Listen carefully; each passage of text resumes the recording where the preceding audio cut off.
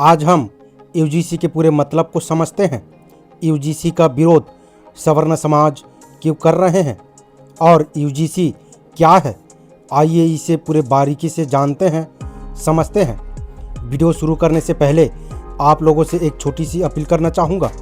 Video को last तक ज़रूर देखें। हमारे चैनल को जो लगातार देखते हैं, हमारे जो सब्सक्राइबर हैं वो जानते हैं हमारा चैनल इतिहास पर आधारित है। जब तक इतिहास को पूरा ना पढ़ा जाए तब तक समझ में नहीं आता। उसी प्रकार जब तक हमारे वीडियो को पूरा ना देखने से कुछ भी समझ में नहीं आता। इसलिए आपसे अपील है, आप लाइक, कमेंट, शेयर, सब्सक्राइब करें या ना करें, आपको कुछ नहीं कहूँगा, लेकिन वीडियो को लास्ट तक ज़रूर देखें। के अम्बेडकराइट यूट्यूब चैनल में आप सभी का स्वागत है। जय भीम। यूजीसी ने उच्च शिक्षण संस्थान में इंक्वायरी कमेटी का प्रावधान किया है। SC ST के साथ OBC को भी इसमें शामिल किया गया है। ये फैसला यूं नहीं लाया गया। यूजीसी खुद मानता है कि अब तक के लचीले प्रावधान कैंपसों में जातिगत अन्याय और भेदभाव को कम करने में नाकाम रहे हैं, और ये सिर्फ एक दावा नहीं बल्कि आधिकारिक आंकड़ों से साबित सच्चाई है।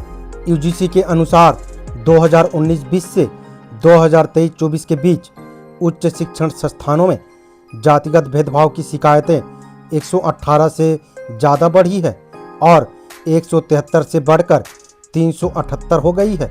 ये साफ बताता है कि समस्या छिटपुट घटनाओं की नहीं बल्कि संरचनात्मक है। जब उत्पीड़न बढ़ रहा है तब सिर्फ जागरूकता, पोस्टर या संवेदनशीलता कार्यशालाओं से काम नहीं चलता। सख्त, समयबद्ध और जवाबदेह प्रावधान जरूरी होते हैं। इसी कारण नए नियमों में 24 घंटे में सीमित बैठक, 15 दिनों में रिपोर्ट और 7 दिन में कार्रवाई की समय सीमा तय की गई है। अब सवाल उठाया जा रहा है कि इसमें सामान्य वर्ग को क्यों नहीं शामिल किया गया।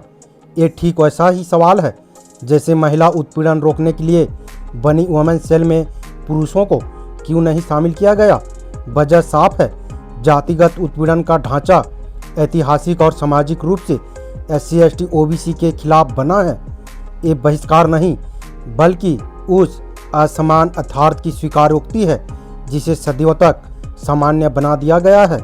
एक और तर्क दिया जा रहा है कि इस नियम का दुरुपयोग होगा, तो बताइए ऐसा कौन सा कानून है जिसका दुरुपयोग नहीं हुआ है।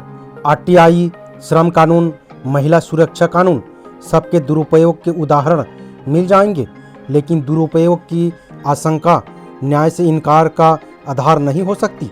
वैसे भी यूजीसी ने अंतिम नियमों में फर्जी शिकायत वाला, डराने वाला प्रावधान हटा दिया है ताकि पीड़ित चुप ना हो। सच बात तो यह है कि जब बात SC ST OBC के साथ होने वाले जातिगत भेदभाव को रोकने की आती है तभी दुरुपयोग का शोर सबसे ज़्यादा तेज हो जाता है, क्योंकि ये नियम किसी व्यक्ति को नहीं बल्कि उस व्यवस्था को चुनौती देता है जिसने जातिगत असमानता को अब तक नॉर्मल बना रखा था।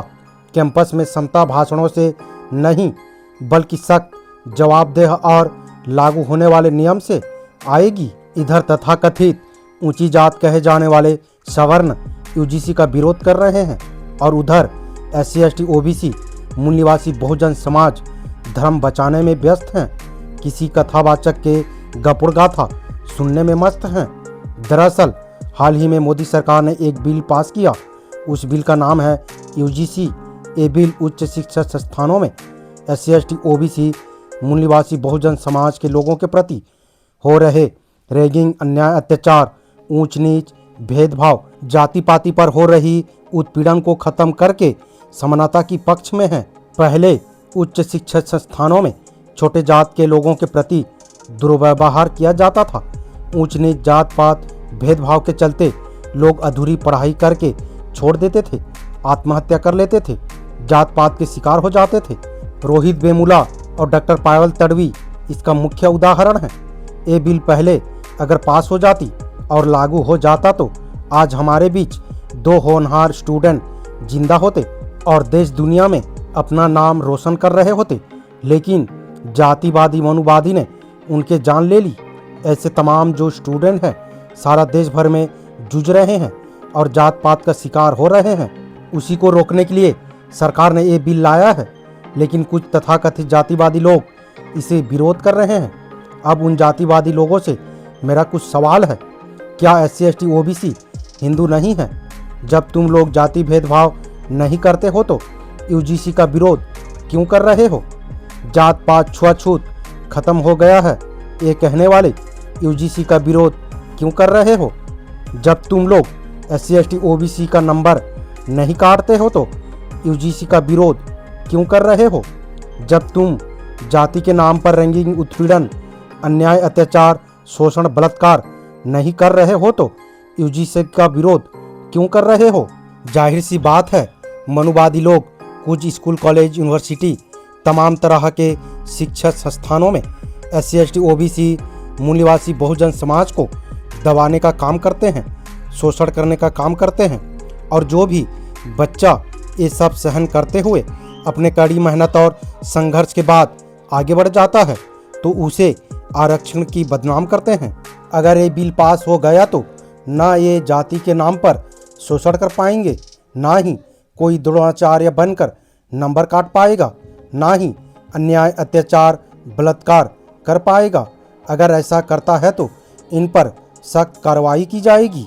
तथाकथित जातिवादी लोग, मनुवादी लोग हमेशा ये सब करते आए हैं, इसलिए ये बिल पास हो जाए तो कानून लागू कर देने से जितने भी ये लोग अन्याय, अत्याचार करते थे वो बंद हो जाएगा। अगर ये सब बंद हुआ तो SC/ST OBC के बच्चे आगे बढ़ जाएंगे, जिसे जातिवादी को सहन नहीं होगा। ये मनुवादी कभी नहीं चाहते कि SC/ST OBC समाज उनसे आगे बढ़े, उनके आगे कुर्सी पर बैठे। ऐसे मानसिकता रखने वाले लोग UGC का विरोध कर रहे हैं।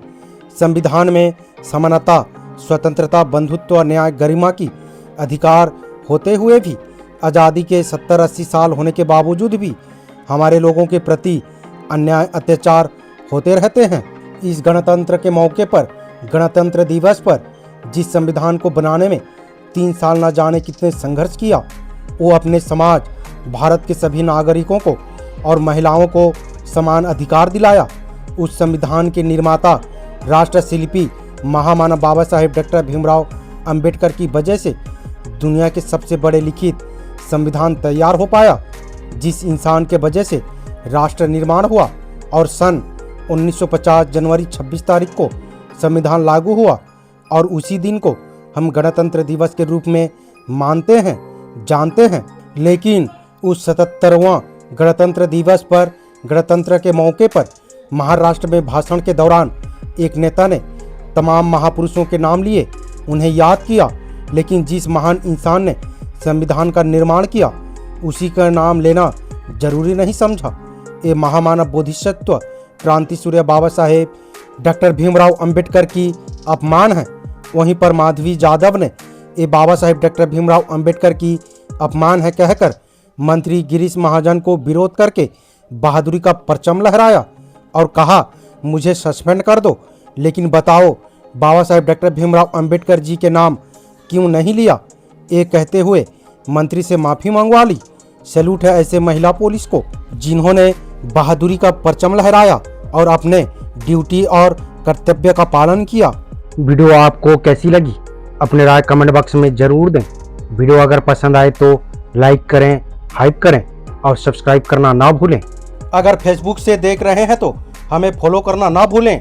वीडियो से रिलेटेड अगर कोई सवाल करना चाहते हैं तो वो कर सकते हैं।